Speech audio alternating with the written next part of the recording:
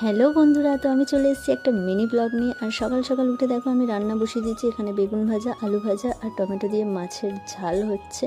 আর এদিকে দেখো আজকের আমাদের পুকুর ছেঁচা হবে। পুকুরে খুব বেশি জল ছিল না, তাই পুকুরটা ছেঁচে দেওয়া হচ্ছে। আর প্রচণ্ড পানা হয়ে গিয়েছে, আর পুকুরে পাতা পড়েও নোংরা হয়ে গিয়েছে পুকুরের জল। তো তাই জন্য কয়েকটা মাছও হয়েছে, খুব বেশি মাছ হয়নি, একটা তার মধ্যে বড় শোল মাছ হয়েছে আর হচ্ছে কিছুটা খলসে মাছ হয়েছে। তো সেই খলসে মাছগুলোকে অন্য একটা বালতির মধ্যে জাগিয়ে দিচ্ছি।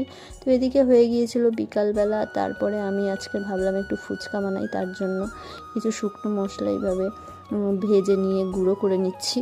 আর এদিকে আমার ফুচকাটাও রেডি হয়ে গেছে। মা ফুচকা কিনে এনেছিল, তো সেই ফুচকাই ভেজে নিচ্ছি। তো ফুচকাগুলো কিন্তু ফুলে দারুণ বড় বড় হয়ে গেছে আর কি।